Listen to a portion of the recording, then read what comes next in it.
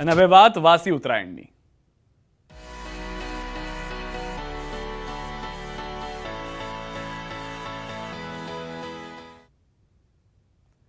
આણંદના ખંભાતમાં વાસી ઉત્તરાયણનો રંગ જોરદાર જામ્યો છે. સ્થાનિકોએ ખંભાતની પોળના ધાબા પર લપેટની બૂમો સાથે પતંગ ચગાવવાની મજા માણી.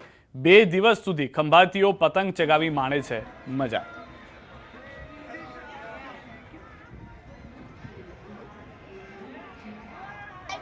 મધ્ય ગુજરાતનો આણંદ જિલ્લો અને એનું ખંભાત શહેર.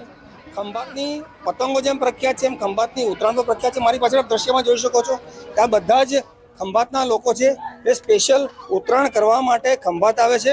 હાલ ઉત્તરાયણનો જે પર્વ છે એ ચાલી રહ્યો છે.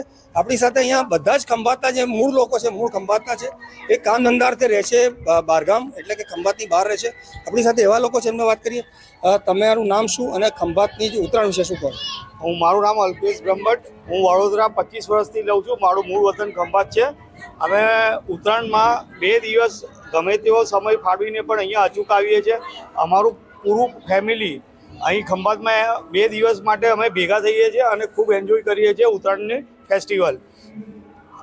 આપણી સાથે અહીંયા બીજા પણ એક મહિલા છે, એમની સાથે વાત કરીએ કે ખંભાતની ઉત્તરાયણ વિશે તેમનું શું કહેવું છે. ખંભાતની ઉત્તરાયણ વિશે તમારું શું કહેવું છે?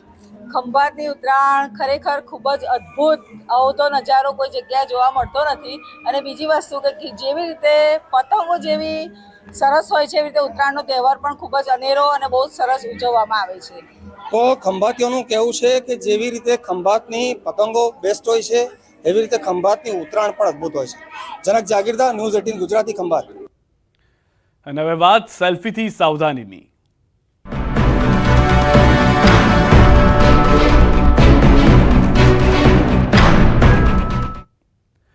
સેલ્ફીના શોખીનો માટે સાવધાનીરૂપ કિસ્સો આવ્યો છે. જૂનાગઢના માળિયા હાટીનામાં થયા છે 3 લોકોના મોત. સેલ્ફી લેવા જતા ભાખરવડ ડેમમાં ડૂબ્યા.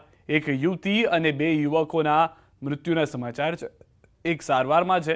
યુવતીને બચાવવામાં આવતા તેનો ભાઈ પાણીમાં કૂદ્યો હતો. અન્ય 2 યુવકો પણ યુવતીને બચાવવા જતા કૂદ્યા.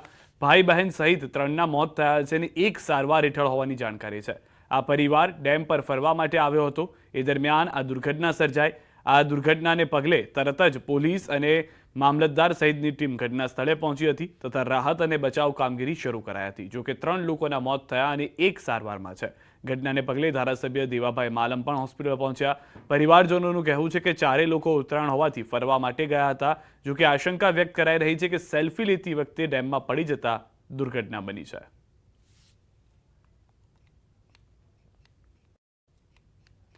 આ તરફ મહત્વના સમાચાર કે જ્યાં દારૂ પકડાયાની જાણકારી મળી રહી છે. દાહોદ પોલીસે 51,36,000નો દારૂ પકડ્યો છે.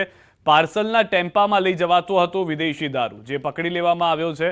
પ્લાસ્ટિકની થેલીમાં પેક કરી લઈ જવાતો હતો દારૂ. ટ્રક સહિત કુલ હાલમાં મુદ્દામાલ જે છે તે મોટી સંખ્યામાં હોવાની જાણકારી મળી રહી છે.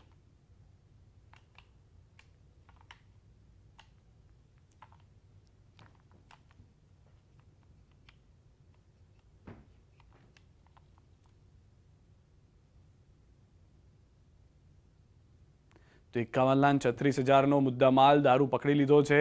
પાર્સલના ટેમ્પામાં લઈ જવાતો હતો આ વિદેશી દારૂ, કે જેમાં શંકાના આધારે તપાસ કરવામાં આવી. પ્લાસ્ટિકની થેલીમાં પેક કરીને આ દારૂ લઈ જતા અંદાજિત 71 લાખ ટ્રક સહિતનો મુદ્દામાલ જે છે તે પકડી પાડવામાં આવ્યો છે.